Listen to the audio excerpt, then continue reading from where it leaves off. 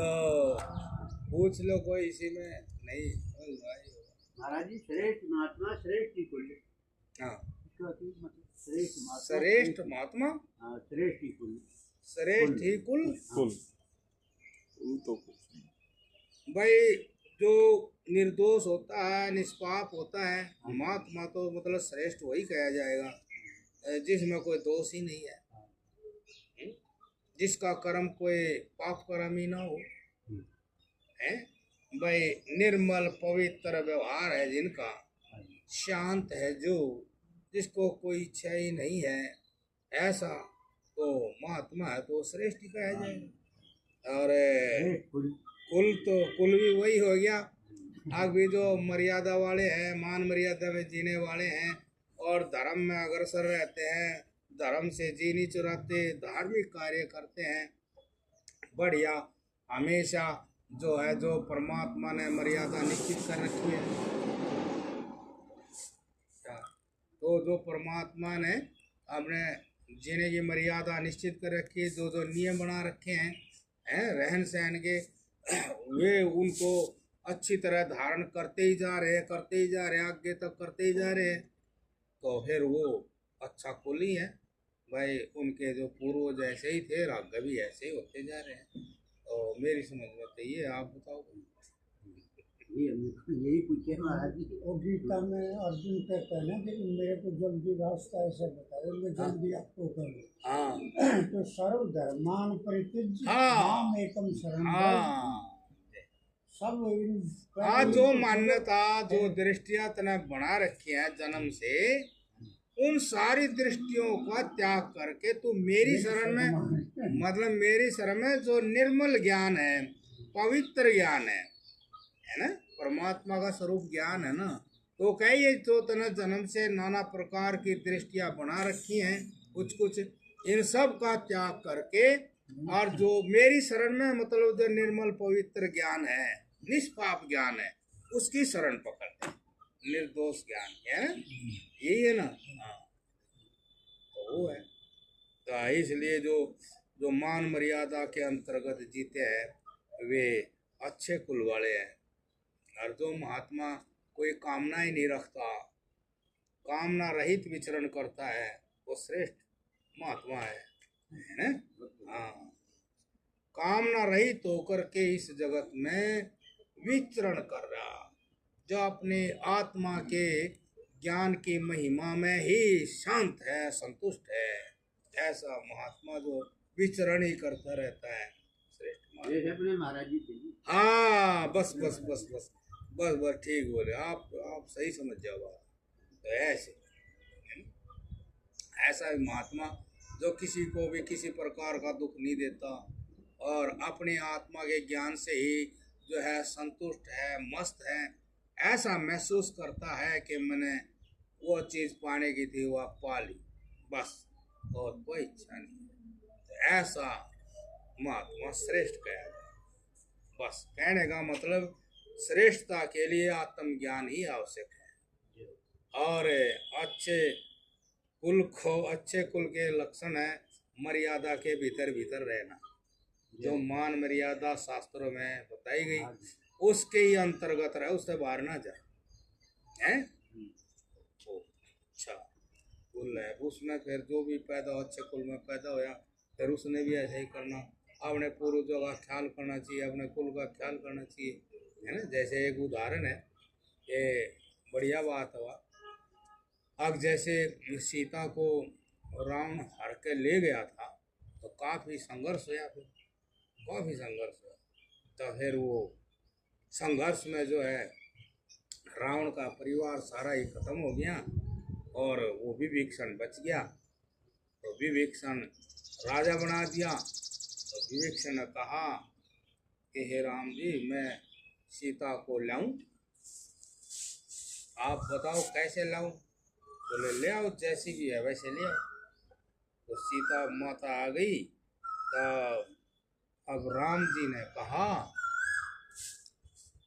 कि ये जो इतना खून खराबा हुआ जाने गई भयंकर संघर्ष हुआ ये सारा संघर्ष मैंने आपने कुल के कलंक को धोने के लिए किया। हमारे कुल में कभी ऐसा हुआ नहीं था किसी पत्नी तो यार कर ले गया, तो मैंने इसके लिए ये सारा किया है। तो सीता नाराज हो गई। वो सीता यूँ थी भी 14 साल तक हम अलग रहे तो मैंने पाकर खुश होंगे, तो वो नाराज हो गई। अब वही ये तो कह रहा मैंने अपने कुल के लिए ऐसा किया तो नाराज हो गई। उसी नाराजगी में उसने लक्ष्मण को कहा था भाई चिता तैयार करो, मैं तो अपना शरीर बचाऊंगा। तो वो तो चलो जो भी था, लेकिन बात ये सही थी आपके अपने कुल की मर्यादा को सदा ही सामने रखकर जो जीता है उसमें पत्नी की रक्षा तो स्वयं हो जाती है। पत्नी ने अलग से कोई अपना सम्मान पाने की जरूरत नहीं रहती। ये ऐसी भावना पत्नी ने नहीं रखनी चाहिए कि भाई तुम मुझे अलग से सम्मान दे, मुझे अलग से विशेष आपके कुल में आपके परिवार में चाहे जो होता हो, लेकिन मैं तो अलग अपना मान सम्मान चाहूँगी, तो वो फिर ठीक नहीं रहता। वो जो उनके मतलब परिवार की एक मर्यादा जो धर्म है उसका जो एक पवित्रता है अपने परिवार की अपने कुल की, तो उसमें सारे तो आएंगे, बच्चे भी आएंगे, पत्नी भी आएगी, माताएं भी आएगी, बहनें भी आएगी, सारे तो आएंगे। और न्यारे न्यारे वो मांगेंगे तो फिर परिवार एक कहाँ रहा, फिर तो उनको फिर दिमाग बट जाएगा। अब इसको न्यारा दे इसको न्यारा दे, यो मान पता नहीं कहाँ तक चले जाएगा। वो भाई पत्नी ने कहना ये कसर रहेगी यो सोना कड़ा तो एक या दो आवे, हर घड़ी नहीं तो दो पहले वो आवे, फिर या तो कसर मिटने की नहीं पता कुछ है फलाना लंग वाला फलाना वाला। और एक नू है कि हमारे परिवार में इस तरह रहते हैं, बस हमारे परिवार में इस तरह रहते हैं, तने भी ऐसे ही रहना पड़ेगा। यो ठीक है, जब सारे ऐसे रहे तो अपनी न्यारी को चलता, तो उसी में फिर उसने होगा। तो उसने अच्छी बात कही थी, अगर मैंने यो संघर्ष इसलिए किया, उसमें उसकी पत्नी तो थी, वो फिर भाई उन्हें न्यू कह दे मैंने आपके लिए वही बात यही थी। अब वही मैंने अपने और कह भी दिया गुप्त रूप से, यूं ही था कहा अगर हमारे कुल में ऐसा हुआ नहीं था किसी की पत्नी को कोई हल्ला बात गई पत्नी का, लेकिन फिर भी उसने तो उसको बहुत सांसारिक प्रवृत्ति होती है कि भाई वो 14 साल में मिले भाग का मिलते, लेकिन जो धर्म का ख्याल करते हैं, धर्म से अपने आप को उस परमात्मा तक पहुंचाते हैं, तो उनके अंदर ये धैर्यपना नहीं होता और वे लोग की किसी वस्तु प्राणी पदार्थ को ऐसे प्यार नहीं जताते हैं।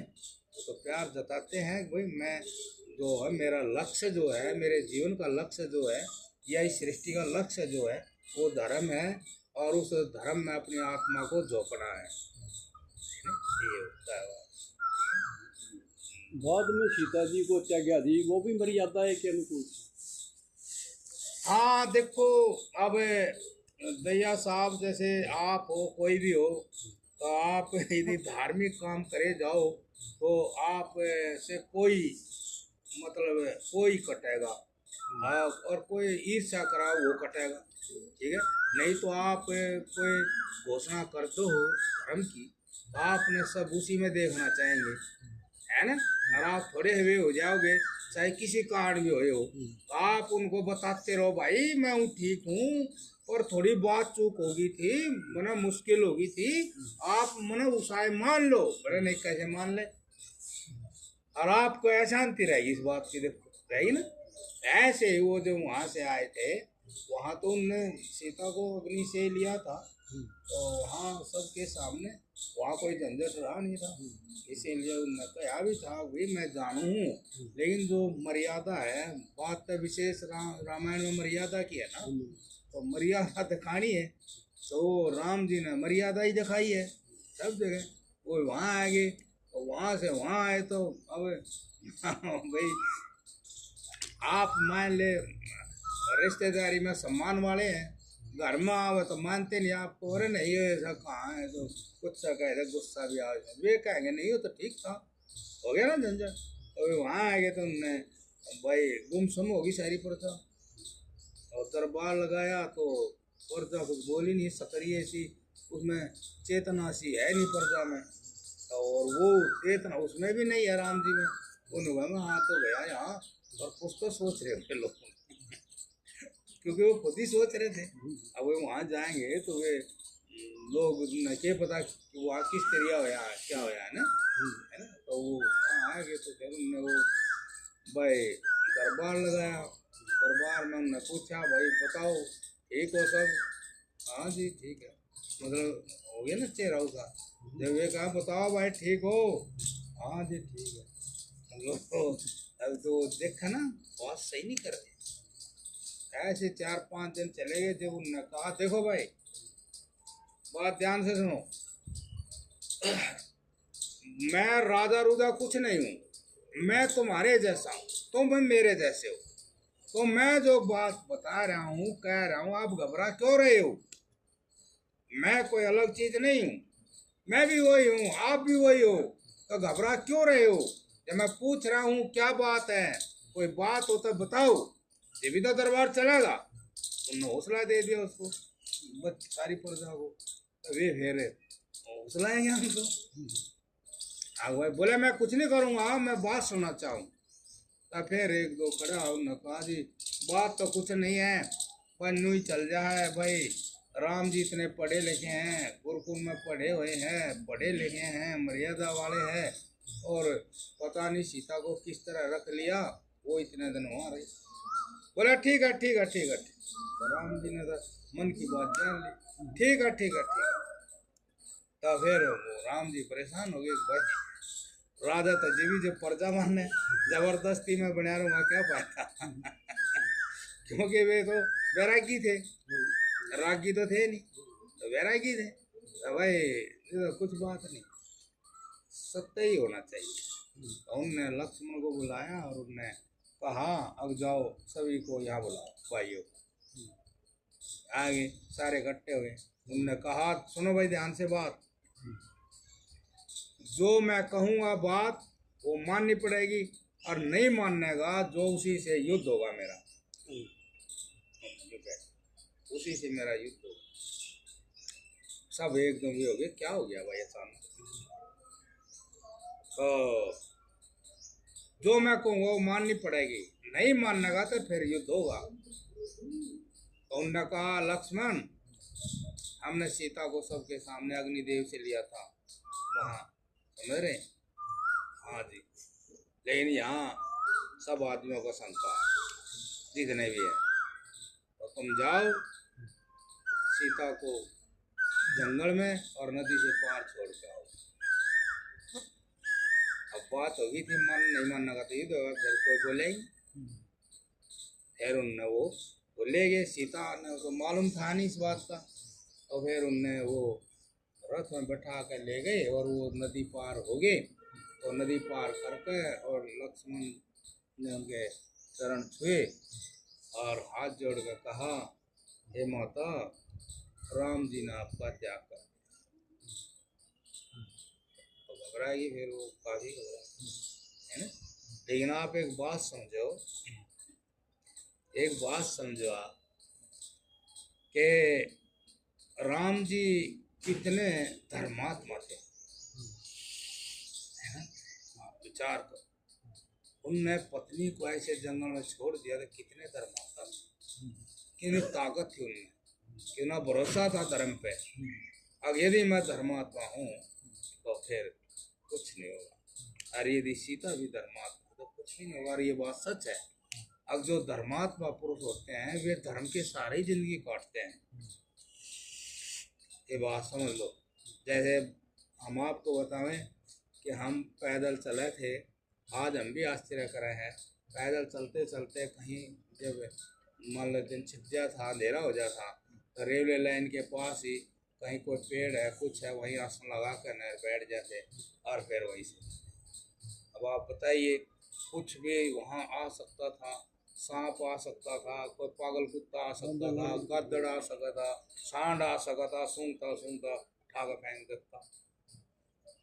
लेकिन हम ऐसी ऐसी जगह सोए, ऐसी ऐसी जगह है कि वहाँ कोई भी जीव हमें कुछ भी कर सका था, लेकिन कुछ भी नहीं हुआ। ना हमारे मन में शंका थी, हम तो न्यू देख के न ऐसे कर रहे थे कि भैया जगह एक सारसी है और एकांत सा है, बिछा कर अपनी चटाई बैठे रहते फिर सो जाते, उठ कर फिर चल देते।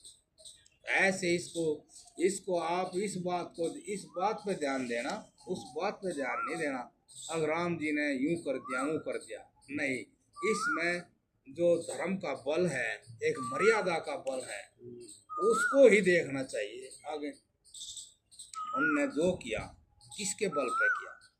आत्मविश्वास के बल पे किया। उनने मर्यादा का 100% आचरण किया था। तो एक है कुछ नहीं। और फिर वहाँ से देख लो वो सीता जी कितनी बढ़िया रही।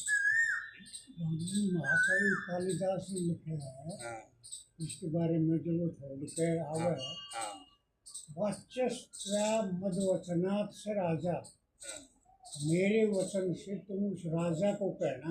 हाँ उसने राम पति का वो जिक्र नहीं किया। हाँ हाँ हाँ वाच्यस्त्वा मदवचनात् से राजा, माम लोक अपवाद सर्वनाद हासी, मेरे को लोक अपवाद सुनने के कारण से उन्होंने मेरा परित्याग कर दिया है। हाँ किम श्रुतश्च किम सदृशम कुलश्च, क्या ये शास्त्र के अनुकूल बात की है हाँ या वो अपने कुल के अनुकूल बात की, मर्यादा के कुल की मर्यादा है? ये मांगे तो अल्लाह लेकिन ये बात तो सच है। अगर आपके जीवन में यदि कोई बात घट जाए तो आप समाज में कैसे दर्शाएंगे सच को? अब जैसे वो सीता वहाँ आ भी गई थी तो फिर माता जी उनकी कह रही थी राम जी से कि आप ये क्या कर रहे हैं? आप सब कुछ जान रहे थे, क्या कर रहे हैं? अब माता जी आप नहीं समझ रही, बोले आप ये क्या कर रहे हैं? तो फिर उनमें से पब्लिक में नहीं, प्रमाण तो देना ही पड़ा। जब भी राम जी ने अपनी माता की तरफ इशारा करा, वो जो बोल रहे उनको देखो बोले वो जो बोल रहे आप उसको देखो, क्या करोगे? मैं क्या हूँ? मैं आम इंसान ही हूँ, ये मान रहे तो मैं राजा हूँ। अब मैं राजा ही बना रहूंगा तो मेरा अर्थ ही क्या रहेगा? जो मान ही नहीं रहे है। इसीलिए वहां जो है ये जो सच था ये ऐसा गुप्त सच है जिसको आप प्रमाणित नहीं कर सकते, जी सकते हो। समाज में प्रमाणित नहीं कर सकते, जी सकते हो।